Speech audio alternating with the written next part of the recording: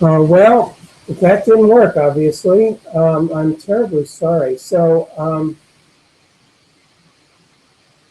let's see. I want to check and make sure if any of you, I couldn't just turn the video off. So are you actually on the line? No, nobody's here.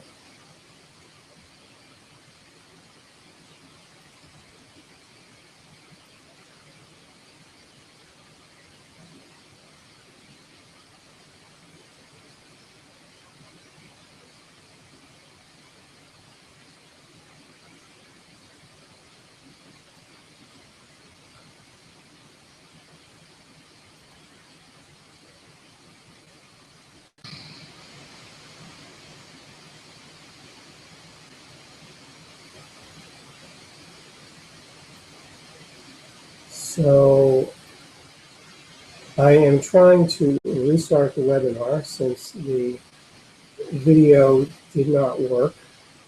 I'm really angry at Webinar Jam for that bug. But I'm trying to see if anybody is here. So hold on, I just want to make sure if those of you who are signed up can actually got here after the first one didn't work. Well, I see there's 3 of you here. Okay, now there's 5. All right, so let me just answer the chat. Video, so I'm going to do the webinar live. Okay. Only 5 people have gotten here. It's like most of the people who were on the original call didn't get back on.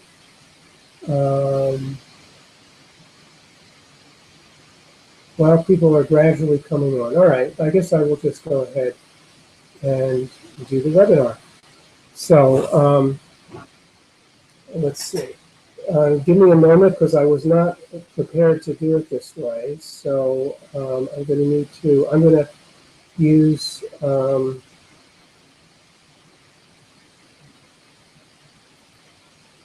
a PowerPoint presentation from, I have to get it up and get it going. Hold on. Slideshow, set up slideshow. Okay, so let's see if we can get going here. Oh no, that's not it. I think this one.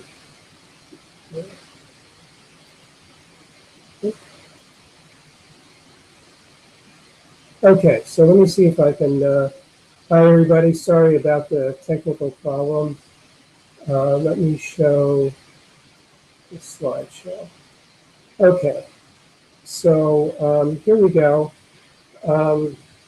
Now I'm going to begin my presentation. Oops, that's not what I wanted. Sorry, I wasn't exactly prepared for this.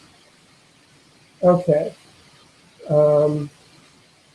So, my name is Jay Early. This webinar is on using internal family systems therapy to work with inner critic parts. And so, first of all, let me tell you a little about my background and about internal family systems. So, internal family systems, IFS, is a very effective form of psychotherapy that works with parts, which are like little people inside us that you can have conversations with and help to heal. You haven't missed much of anything, Marcia. I am just getting started. IFS is user-friendly. It's for most people, it's very easy to start talking to their parts. It's also very powerful. When I first started using it with my clients, I was just amazed at the results I was having, also in my own work on myself. And also, IFS is non-pathologizing. It doesn't It looks at, it doesn't look at psychological problems as being part of pathology. It just looks at it as parts that are having difficulties.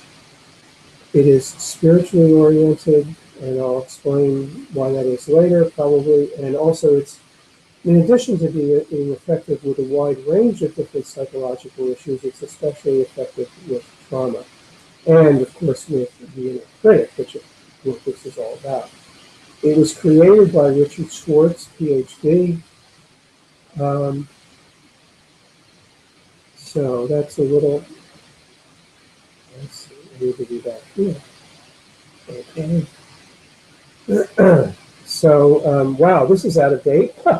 So, I wrote the book Self-Therapy, which is a manual for doing IFS for both therapists and the general public. And it actually, at the time I wrote this, it had sold 18,000 copies. It's now sold 27,000 copies as a self-published book, which I'm very proud of. And I've also developed something called the pattern system. So this is kind of a background on me. The pattern system is a detailed system for understanding the psychology of personality. You can think of it as a periodic table for psychology. And it includes patterns, capacities, and wounds. And one of the patterns, of course, is the inner critic pattern. And then there are also healthy capacities like self-esteem. And then the wounds are the underlying psychological issues from childhood, like abandonment or being judged or being attacked, that are behind a lot of our issues. I'll skip over that, I'll skip over that. So in this webinar, I'm going to talk about the psychology of inner critic parts. I'm going to talk about the different types of inner critics. We've identified 7 different types of inner critics. I'm going to talk about how to transform your inner critic using IFS, and also Self-Therapy Journey, which is the thing I skipped over. Maybe I should go back to that. Self-Therapy Journey is a web application I've developed for psychological healing, which is based on IFS and the pattern system. And you can use it to work on many different patterns, capacities, and wounds, including the inner critic and many of the different types of inner critics. There'll be an IFS meditation for working with your inner critic. We'll talk about how to develop self-esteem, which is which is obviously where you end up with as you work through your inner critic, because having self-esteem is just naturally our birthright, and that's what happens if you don't have an inner critic attacking you. We'll talk about how to activate your inner champion, which is a healthy part of you that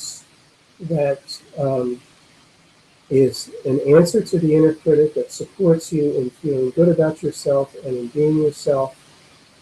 And I'm not sure, I probably won't do a demonstration of Self-Therapy Journey. And so let's get going. And before I do, let me just go back and just see how we're doing, see how many of you have actually managed to get back on the call. And also just let me check my,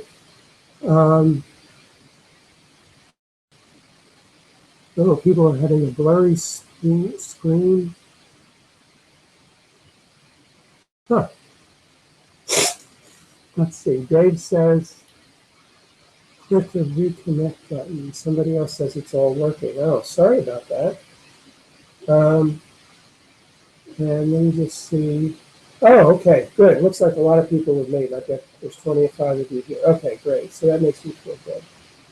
So, the inner critic, an inner critic is a part of you that attacks you, judges you, makes you feel bad about yourself. It doubts you and undermines your self-confidence. It tells you what you should be doing and what you shouldn't be doing, and tells you who you should be and who you shouldn't be.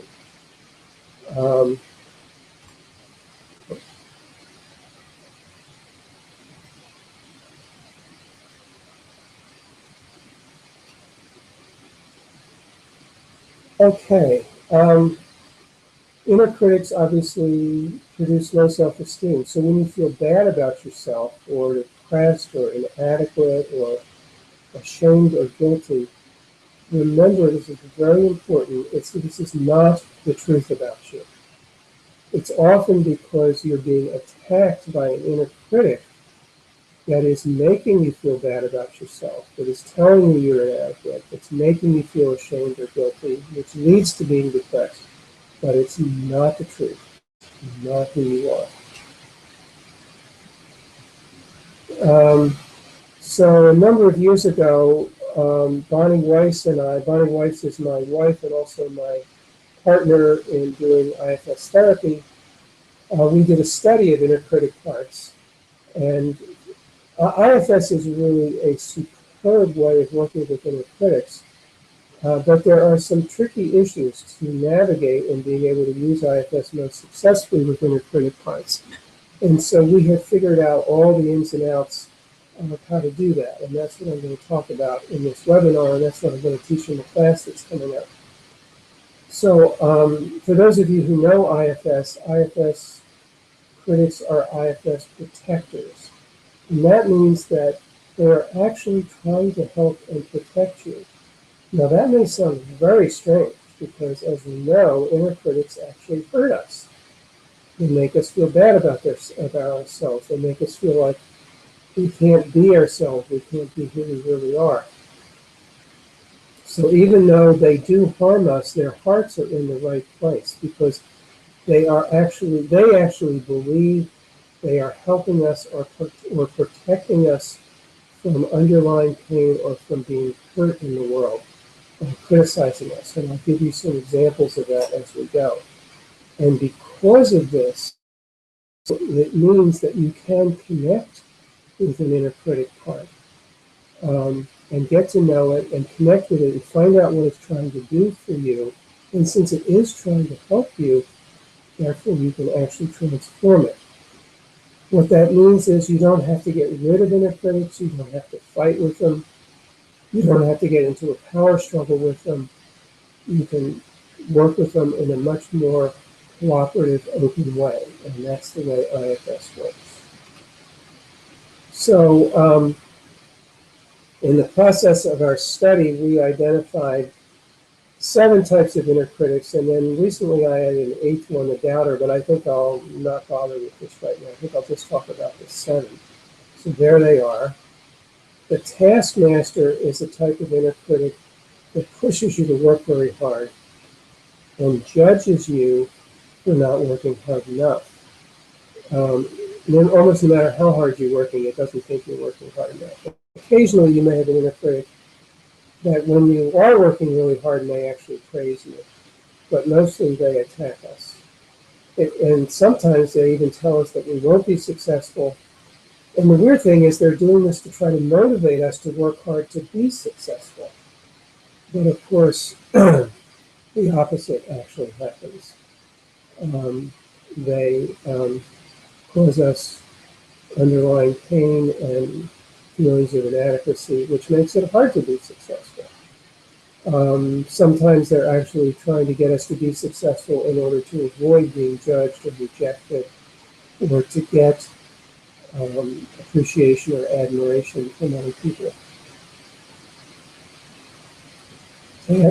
Taskmaster critics are often polarized or in conflict with another type of protector, which a procrastinator. So you often have a conflict between a part of you that's procrastinating and a part of you that's trying to push you to do the job. And the taskmaster is transformed by the ease capacity. In the pattern system, that the ease capacity is the capacity that allows you to work with a sense of ease without having to work too hard, and yet still being able to accomplish what you need to accomplish. The second type of inner critic is the perfectionist.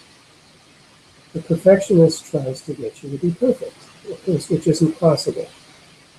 And that makes it hard to finish tasks, because whenever you think you're done with something, the perfectionist part of you says, oh no, that's not good enough yet, you gotta work on it harder.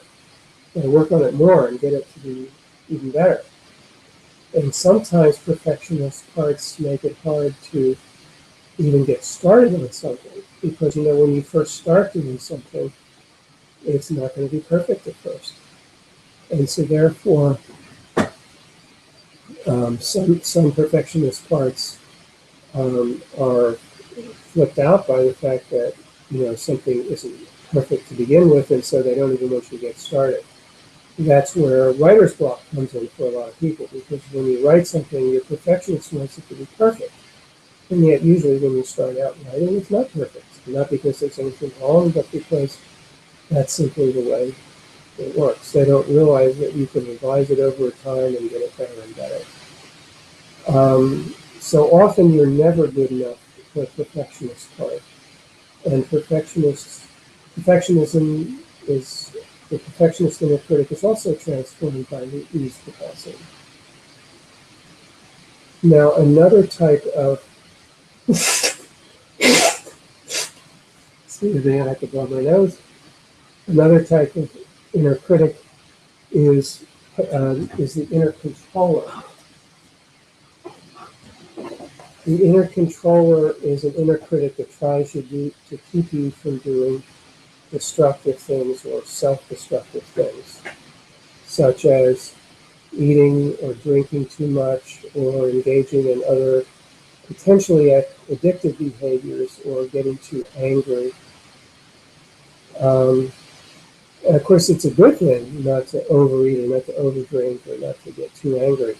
But the inner controller, because it's an inner critic, does it in a harsh way, and it's shaming, and it's rigid, and its demands on you. And so, really, a healthy way of controlling your behavior. It's a problematic way. And the inner controller is transformed by conscious consumption. And of course, by the way, the positive intent of the inner controller is to try to keep you from doing things that would be harmful. So you can see, and the positive intent of the perfectionist, by the way, is to try to get you to do things really well. Maybe to avoid being criticized or to get appreciation. So you can see that why these inner critic parts think that they're actually doing good things for us, even though they're not. And the healthy capacity that transforms the inner controller is conscious consumption, where you are conscious about eating or drinking or shopping or gambling, you don't overdo it, and so on. So moving on, another type of inner critic is the underminer. The underminer actually tells you you can't do it, you're not good enough, don't even try. You're stupid, you're inadequate, it's a waste of time. And it is actually trying to undermine your self-confidence. Now, the other parts, like the perfectionist or the taskmaster, they're not actually trying to undermine your self-confidence. They do undermine your self-confidence, but it's more a side effect of their trying to get you to be, really successful or to do something really well. But the underminer actually wants to undermine your self-confidence because it's afraid that if you take risks, if you are powerful, if you are visible, that you will be hurt, or you'll be attacked, or you'll fail. And so it tries to undermine your self-confidence so that you won't try things, you won't take risks, and therefore you'll be safe. So that's its positive intent. And the underminer is transformed by the courage capacity. Now, the destroyer inner critic is a very interesting one. This is a very primitive critic. It tries to crush you. It tries to absolutely, completely defeat you, to make you feel like you are fundamentally worthless. It's often even nonverbal. It may not even say things in words. It may just give you the sense of crushing you, or giving you the sense that you're fundamentally flawed and giving you the sense that you don't have the right to exist. Um, Sometimes the destroyer comes when your anger gets turned inward. Sometimes it's because it's trying to protect you from the danger that it believes you're facing by being alive because of things that happened to you in childhood. Um, by the way, of course, I should say that really the origins of all these different types of critics are um, things that happen to us in childhood. In fact, the critics are often modeled after a parent who was really critical of us um, in childhood. But I should say, before I go on, that that doesn't mean that the critic is simply a copy of the parent or just an interjection of the parent, the way some kinds of therapy believe. Um, Instead, the critic, even though it may be to some extent modeled after a parent, it has its own motivation in the present to try to protect you, and that's why you can actually work with them. So, hold on just a second. I'm going to get a drink of water. I'll be back in 2 seconds. Okay.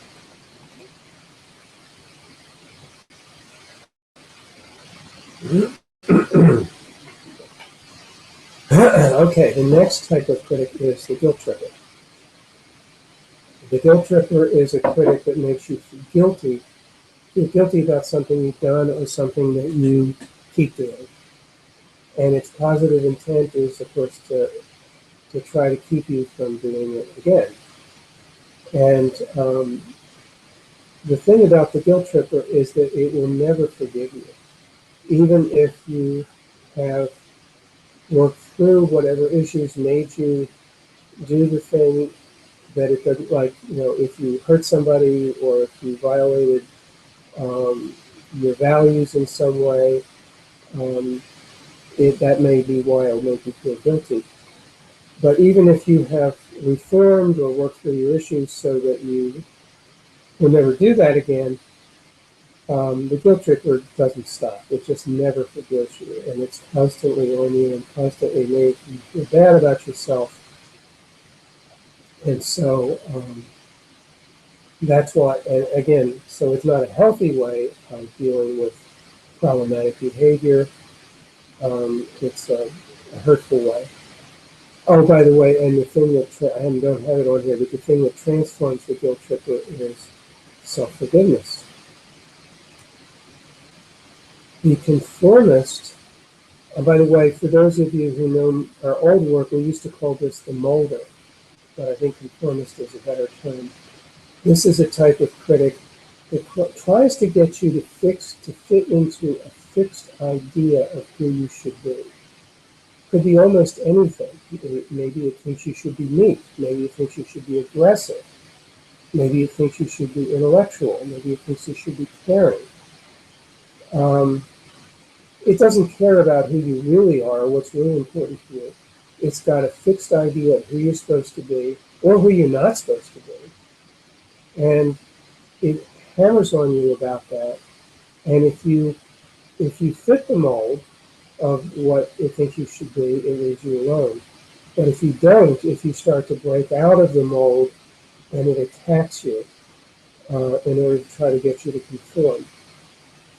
And often the mold that is trying to get you to conform to comes from your parents or from the subculture in which you were raised.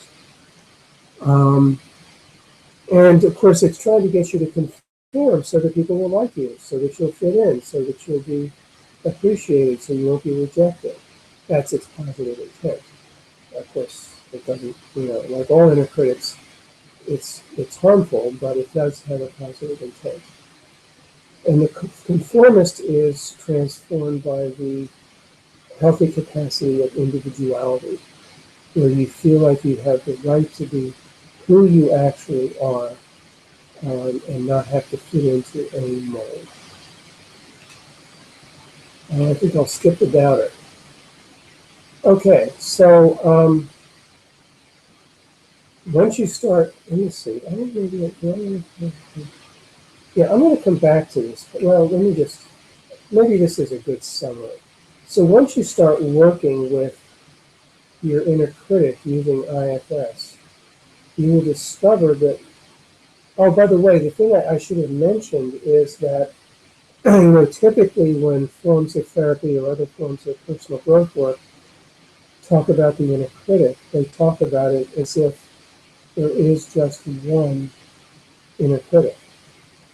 But once you start working with your parts using IFS, you discover that most of us have more than one inner critic part. And so I'm going to talk about inner critic parts rather than the inner critic. And so, I mentioned these 7 different types of inner critics. As you start investigating yourself and figuring out which types you have, just keep in mind that you may have more than one type because you may have more than one critic. But in addition to your inner critic, there are usually other parts of you that arise related to the critic. So the criticized child is the IFS exile that is harmed or triggered by your inner critic. So when your inner critic tells you, boy, you're no good, you're worthless, some young child part of you believes that message and feels worthless and feels bad and feels depressed. And that's the criticized child. So whenever you have an inner critic part, you always have at least one criticized child part, which is the part that is it's actually taking on the criticism and is being harmed or triggered. Now, the reason I say triggered is because usually this child part, by the way, an exile in IFS, for those of you who don't know, is a young inner child part who was wounded in childhood. And so often the criticized child already feels inadequate or worthless or stupid or ugly or whatever it is, and the inner critic just makes it feel even worse. Then there's the protected child, which is the exile that is trying to be protected by the critic. So let me explain a little bit more about IFS to make this clear. Oh, you know what I realized before I go on? I think I want to check back and see if, here we go. Let me just check back and see if I should be answering any questions. Okay. The destroyer is transformed by aliveness. Good question.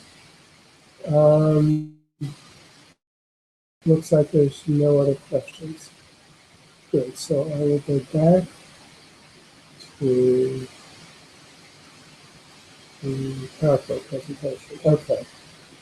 So in IFS, an exile, as I said, is a wounded inner child part. A protector is a part that is trying to protect an exile from pain, or rather trying to protect an exile from being hurt by people in your life, or trying to protect you from having to feel the pain of an exile of yours. And the critic is a protector, and so there is always at least one exile that it is trying to protect. That's the protected exile.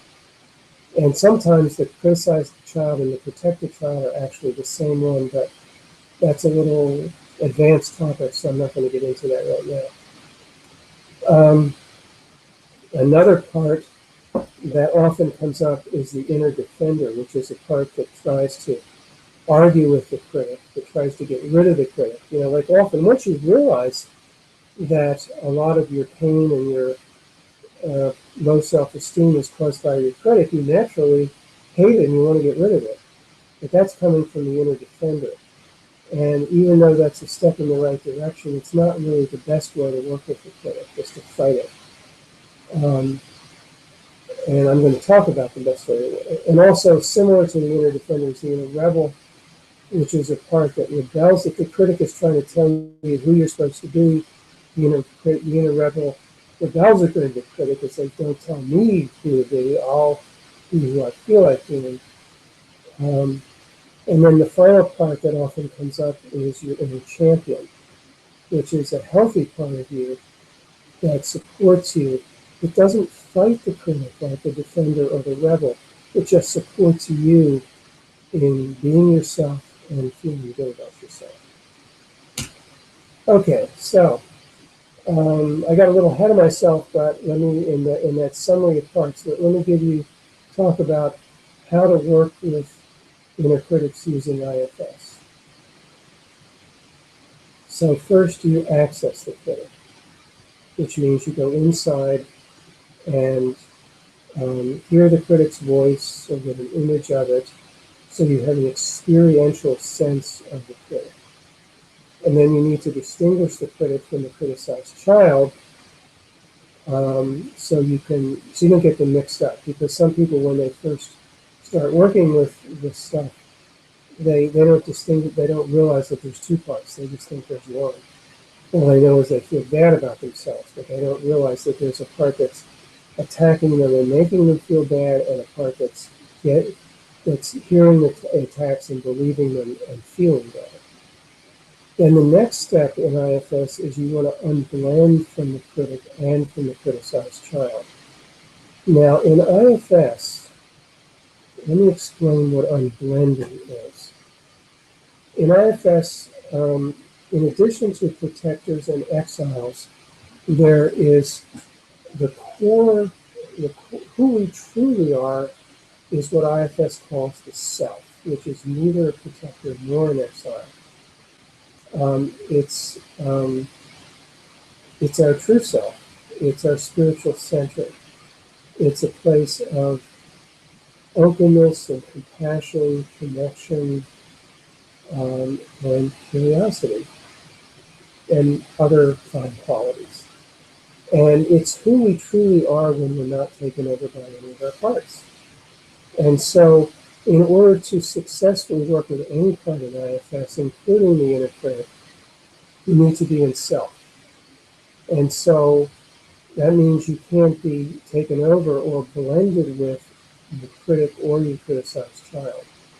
And so you need to unblend from both of them.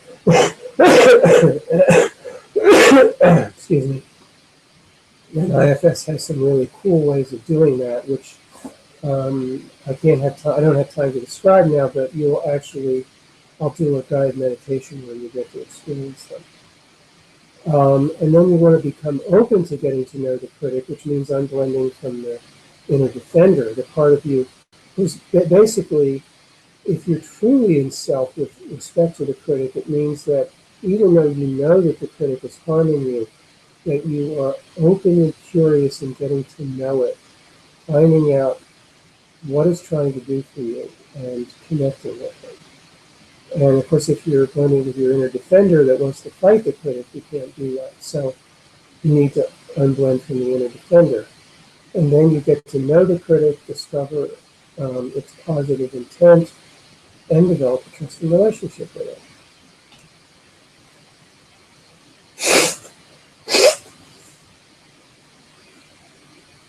And then, right, okay, so here's the plan. So now, I haven't done this in quite a while.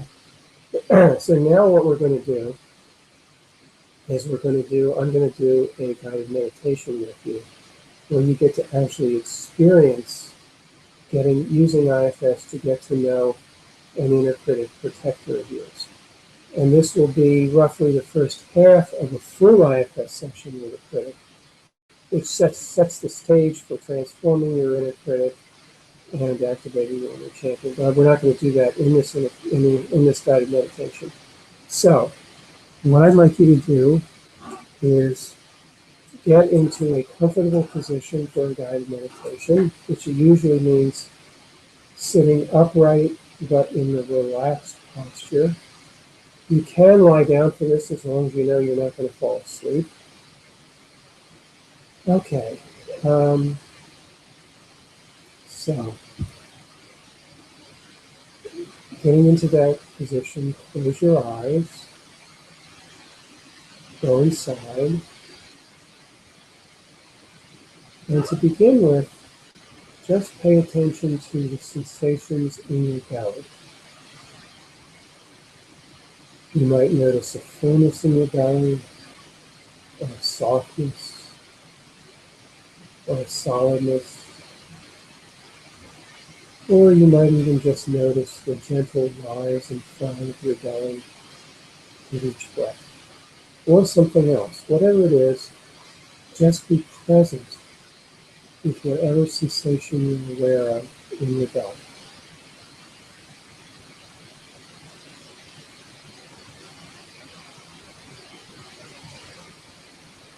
And if you notice yourself,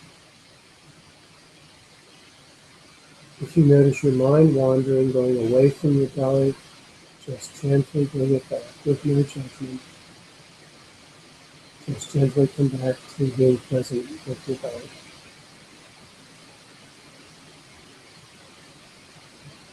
And as you do that, you probably find yourself gradually relaxing a little more, going into a quieter place inside.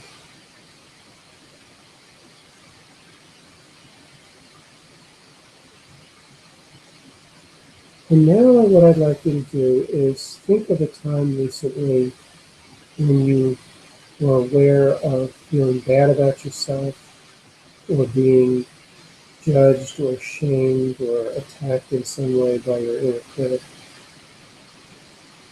Or remember what it feels like if that happens frequently. You just remember what that feels like when that's happening.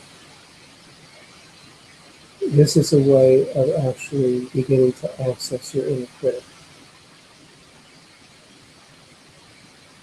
So as you remember what that is like, you may hear the words of your inner critic, and you may feel what that makes you feel.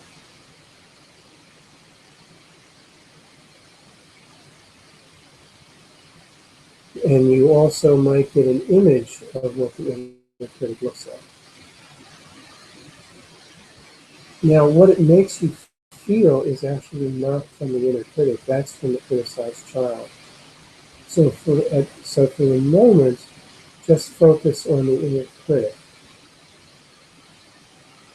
And through the image you have of it, or through the words you hear, the critical, judgmental, shaming, etc. words that you hear from it.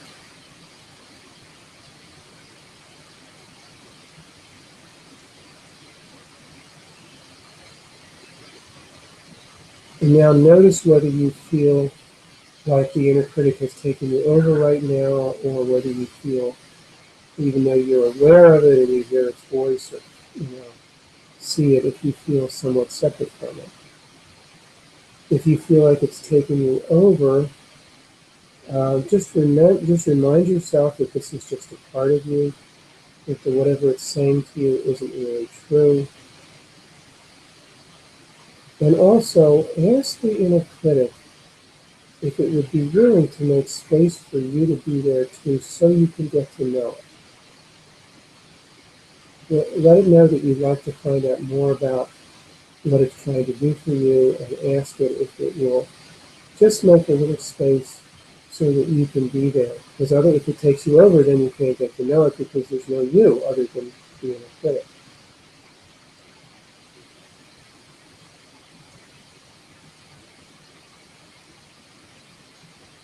And then also check to see if you feel taken over, possibly by your criticized child. If, because of being aware of your inner critic's judgments, if you are now feeling really bad about yourself, or feeling really inadequate or stupid or ugly or worthless or guilty, or whatever the inner critic is telling you are. You might be just feeling those things, but feel like you have a separate place to stand where you're not taken over by them. If that's true, that's fine. But if you feel taken over by those feelings, it means you're blended with the criticized child. So if that's the case, take a moment to focus on the child, hear what the child's feeling, notice what the child's feeling, and just ask the criticized child if it would be willing to separate from you and go into a safe space where it won't be attacked by the critic, and let it know that you're going to get to know the critic and you won't let it attack you. You're just going to find out what the critic is trying to do for you.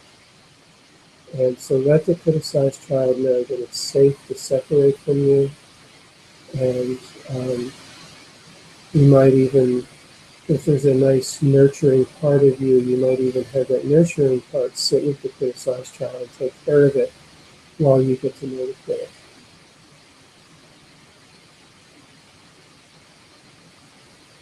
Okay. Now I'm going to go on, assuming that you are separate from the critic and the child. If I were doing an individual session with each of you, then I would find out more and help you to separate better if you needed it. But since we're doing a guided meditation, that's not possible. So now I'm going to assume you're separate from the critic and the child. And now what I'd like you to do is check to see how you're feeling towards the critic right now, or what your attitude is toward the critic. Do you hate it? Are you angry at it? Do you want to get rid of it? Um, are you scared of it? Or are you openly curious about it, interested in the critic? Um, if you're openly curious and interested, that means that you're in self in IFS terms. If you're feeling one of those other things, anger, judgment, fear, trying to get rid of it, that means you're not in self. And in fact, it means you're blended with even a defender, another part of you. So if that's the case, take a moment, focus on that part of you that hates the critic or wants to get rid of it or scared of it, or wants to argue with it. That's sometimes what we might be feeling, or wants to rebel against it, any of those things.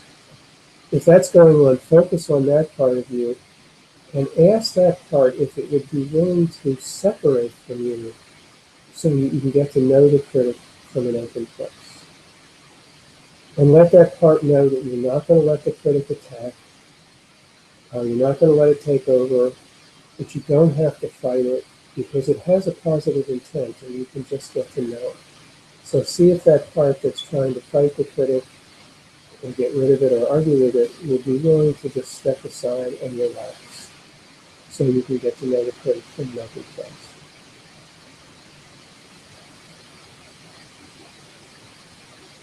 And if it's not willing, ask it what it's afraid of,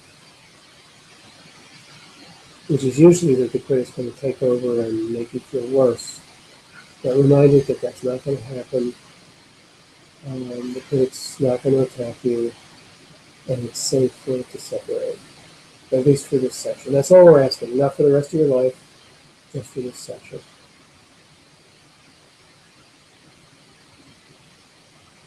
Okay, so hopefully that part has separated now.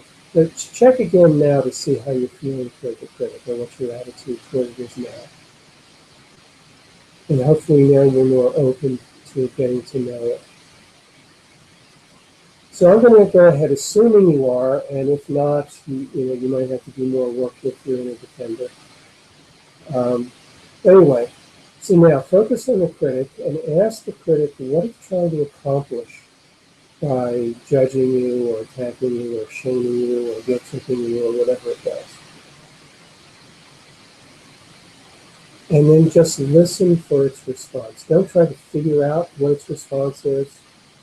Don't try to, just ask the question and just wait and see what happens. See what kind of answer you get from the critic.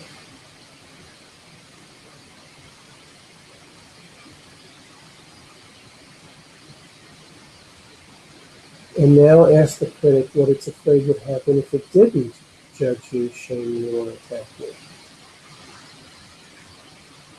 And again, listen for its answer.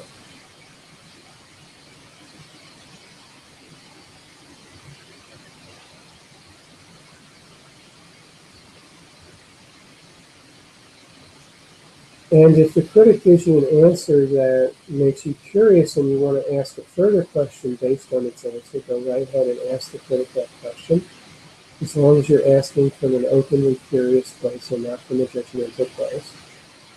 Ask it any other questions that you're prompted to based on its responses, and listen to its answers.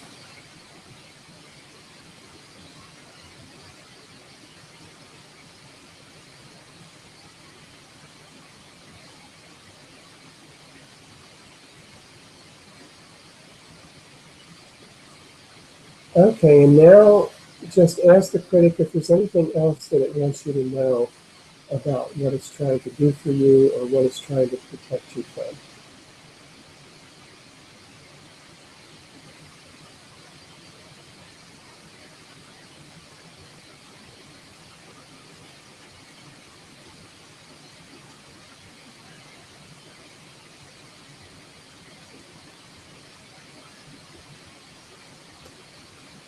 Okay, and now check and see if you feel like you have some understanding now of what this inner critic part is trying to do for you or how it's trying to protect you. I mean, we're aware that the actual effect it's having is that it's hurting you, but we're trying to understand what it's trying to do for you.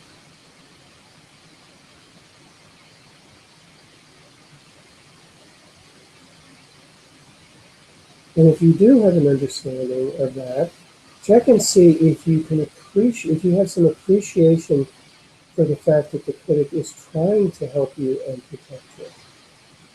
Even though we know it's not actually doing that in most cases, but it is, see if you can appreciate the fact that it's trying to. That its heart is in the right place. Its intent is good, even if its effects are harmful. And if you can, then communicate your understanding and appreciation to the critic. Let it know that you understand what it's trying to do for you and you appreciate its efforts.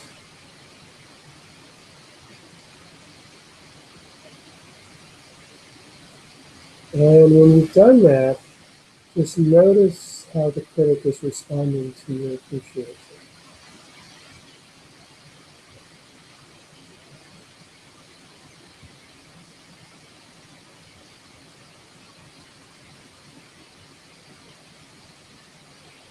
And now one last thing before we stop.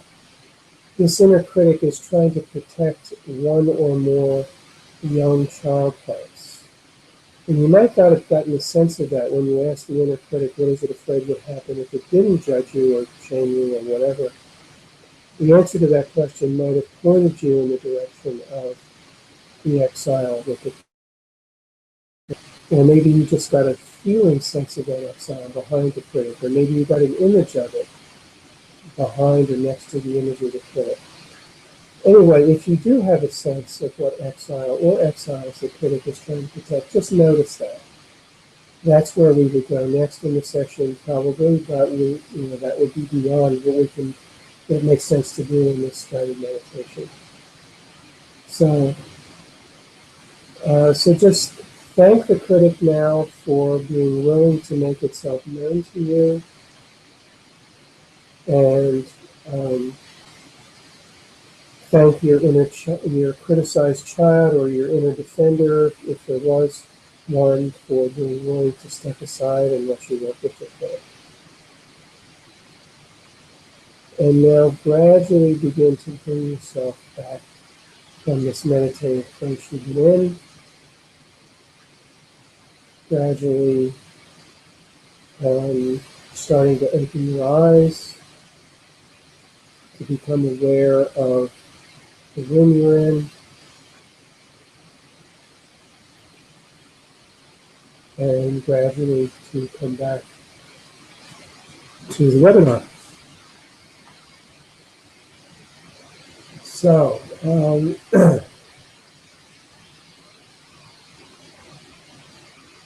so I'm looking at the questions. Somebody fell asleep. Oh, you can't hear my voice anymore. Oh, I'm sorry. Oh dear. wonder why that happened. Anyway, there will be a recording of this made available afterwards. Somebody asked about that, so hopefully that'll be better. But anyway, if anybody has anything you'd like to share about what happened in the guided meditation, or any questions that came up, feel free to type them into the chat, and I will answer them. Well, I'm glad you can hear me, Marcia. At least that's good. I don't know why some people couldn't. Oh well. So I'm going to wait a few seconds to see if some stuff comes up on the chat that I can answer, and then I'll go on.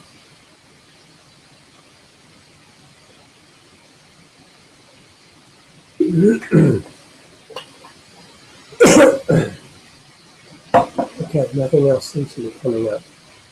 So, okay, let's go on. So, let me tell you a little bit more about. So once you've gotten to know the inner critic, then you can get permission to work with the exile it's protecting, which is the criticized child, and I'm sorry, the protected child, and then you can actually heal the protected child so that the critic can relax because it doesn't need to protect that exile anymore. And there's a whole series of steps in IFS for how to heal an exile, which is beyond what I can talk about in this particular webinar, but these are described in my book, Self-Therapy, and also in my Inner Critic book, by the way, which is called Freedom from Your Inner Critic. That might be the book you might want to get. Now, another thing you can do, there's a number of different things you can do to help transform the critic. You can introduce the critic to the criticized child, because often critics aren't aware that they're hurting the child, and once they become aware of it, they're much more willing to stop attacking you. So you can introduce the critic to the criticized child so he becomes aware of the hurtful impact it's having. Another thing you can do is you can negotiate with the critic to, if in a particular situations where it tends to attack you, you can explain to it how it doesn't need to attack you there because you're not in any danger, because usually it's attacking you because it's afraid of something that isn't likely to happen in current life, it's something from childhood. So you can often explain to the critic that you're not really in danger, and so therefore it doesn't need to attack you. And then if your critic has a legacy burden, which is a technical term in IFS for when your critic is modeled after one of your parents, there's also a technique you can use for releasing the critic, that legacy burden that the critic has, that modeling from the parents. So that's another way you can. All these are different ways of helping to transform the inner critic. And I'll be covering all of these in my class, and also they're all covered in the book Freedom from the Inner Critic. Let me just go back and see if anybody else has got any more. Plastic concept is good. Okay, nothing else. Okay, good. That too, okay. So another thing you can do is activate your inner champion. And that's a healthy part of you that supports you in being yourself and feeling good about yourself. You can think of it as like a cheerleader or like an ideal supportive parent. And there's one type of inner champion for each type of inner critic. And you can actually decide what you'd like your inner champion to say to you. You can construct an image of it. You can really, you have a whole variety of means of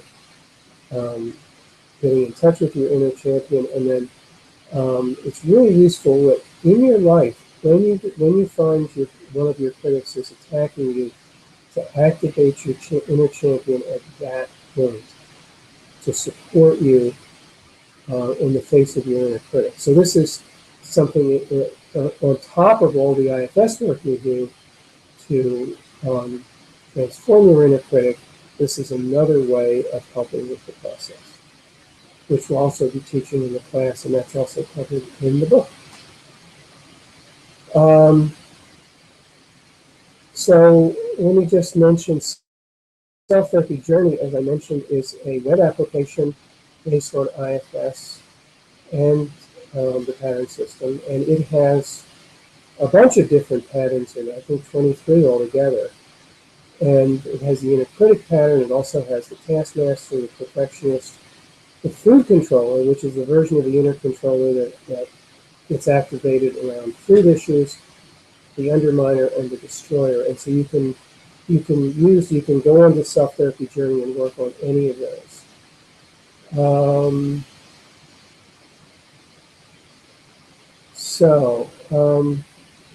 Now, once you've transformed your inner critic, or you're in the process of transforming it, you're developing self-esteem, or you're also developing some of those other healthy capacities that I mentioned when I was talking about the different types of critics.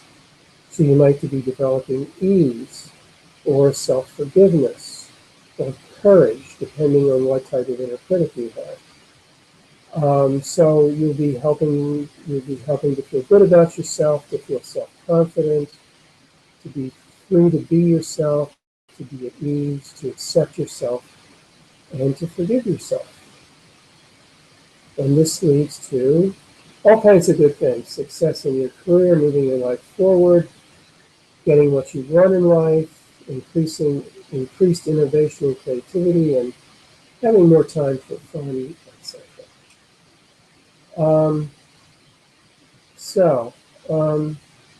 So here's some resources now. So Self-Therapy is my general book on IFS. It's a manual. It's written for the general public, although it's also used by many therapists to help them learn IFS and get better at IFS. It's not focused specifically on inner critic work, but it's a general book on how to use IFS to work on any issue. And it goes into more detail about some of these things than Freedom from Your Inner Critic does. Freedom from Your Inner Critic also is specifically focused on how to use IFS to transform your inner critic, all of what I've been talking about today. Now, there's another book called Activating Your Inner Champion instead of your inner critic, that focuses just on your inner champion. And then there's another book called Letting Go of Perfectionism, which is for people who have perfectionist inner critics. And then also, Bonnie Weiss has done an illustrated workbook that goes along with Freedom from Your Inner Critic. It's based on that, I should say, so you can get that as well. Other resources. So I should have put this first, but the second one, the Inner Critic course, this is old. It's no longer a phone course. It's now a video conference course, which is very cool, because by using video conference, we can all see each other. So it's much more personal, and it helps you to connect with the group much more. So my courses have had a much more personal feel. It's almost like doing it in person. And so there's a 6-week inner course coming up, and I'll tell you more about that in a minute. Then there's also, you can also take a basic IFS course and an Exiles course. Each of those are 6-week courses. And since you're interested in the inner critic, you probably want to take that course, and you might want to follow it up with an Exiles course. And there are also recorded versions of these, not the inner critic course. So if you can't do the full, by the way, this fall there will be a basic Exiles course, followed by a basic IFS course, followed by the Exiles course. But if you can't make that time, there's a recorded version of it. We also have in our store a bunch of demonstration sessions of people working on inner critic parts using IFS. We also have a bunch of guided meditations for activating various types of inner champions. There's Self-Therapy Journey. as I mentioned. And also, of course, you could work with an IFS therapist individually doing IFS therapy. All those are various resources. Here's a little more. This main book, Freedom from Your Inner Critic, it's available in both paperback and Kindle.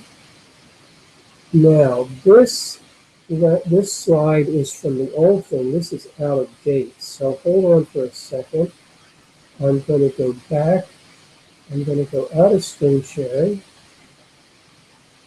Oh dear, right? I didn't get out. I did the wrong thing. There we go. Hi, everybody. Here I am. And now I'm going to go back to, let's see. Oh, I know. First of all, hold on. I need to set this. This will only take a second. Slideshow. Set up slideshow. Okay, that's good. From the beginning. Okay. Now, I'm going to go back to here, and I'm going to go set up the new slideshow. Here we go. This is just one slide. Okay.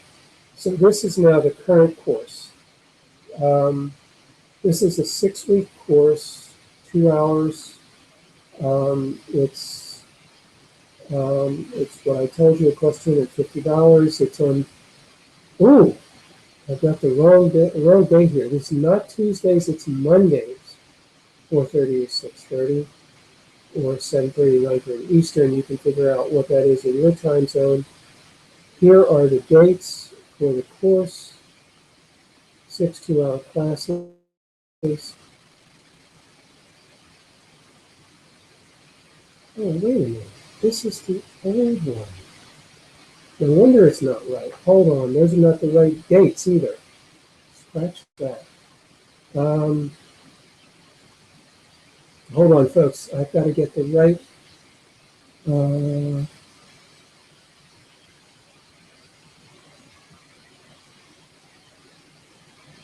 That's not it.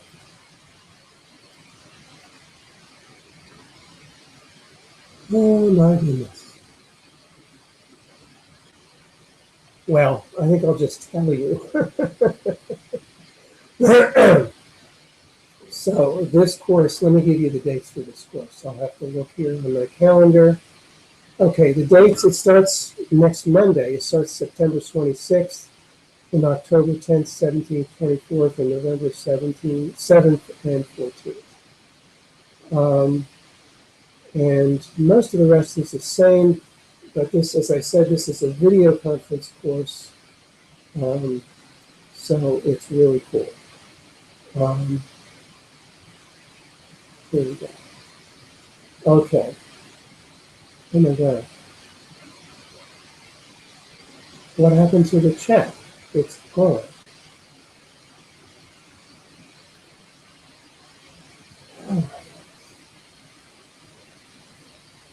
Oh, here we go.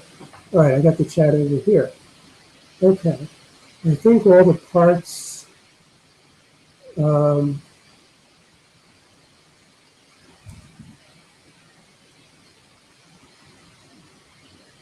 I think that's just a comment. Is the moral legacy burden in one of your books? Yes, there's a chapter on legacy burdens for inner critics in the oh,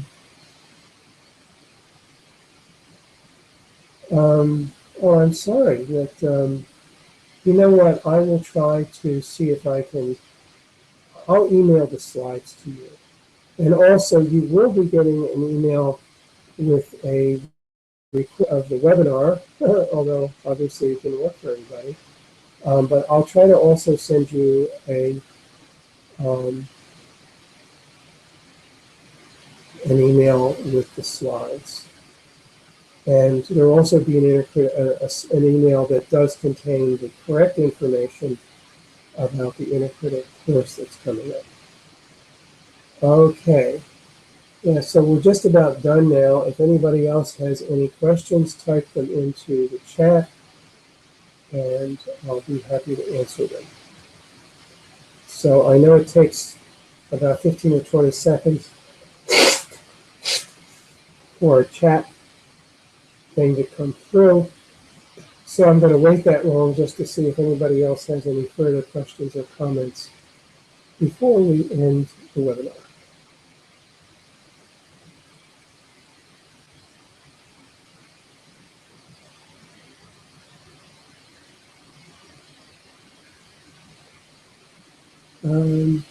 Thanks, Joe. Okay, take care. All right, I guess that's it. So let me know if you feel free to email me if you have any further questions. And I hope to see some. Oh, here's another question. Can you say more about the format of the course? Okay, so it's 2 hours. But it's by video conference. We use Zoom video conference service. Oh, right, I should have told you. So we start out with a little guided meditation, and then people check in about the homework they've been doing, and then people ask any questions that have come up during the homework, and then I do the teaching for that week, and then usually I'll do a demonstration IFS session with somebody from the homework. You get paired up with somebody from the class to get together between classes and practice the, I'll assign you specific homework to practice whatever I've taught you so far using IFS with your partner. And then you can check in and ask questions about the next week. Okay. Technical question.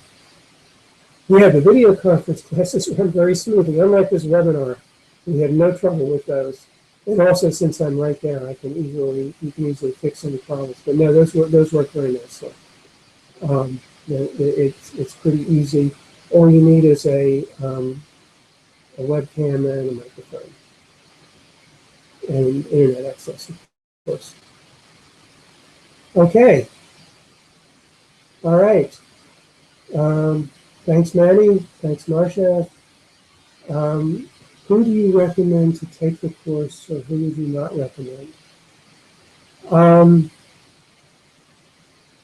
I would really recommend anybody take, or I guess the only people I wouldn't recommend is if you have really serious trauma that might get triggered during the course, especially in your practice sessions. And if you feel like if you have serious trauma and you haven't really dealt with it, and you think you might get overwhelmed by having the trauma stirred up, then it would probably be better to do individual IFS therapy. But for everybody else, I would recommend the course. That is, of course, if the inner critic is a major issue for you. If it's not, you might want to take the basic IFS course. Okay. All right. Thanks, Marcia. Thanks, Yi.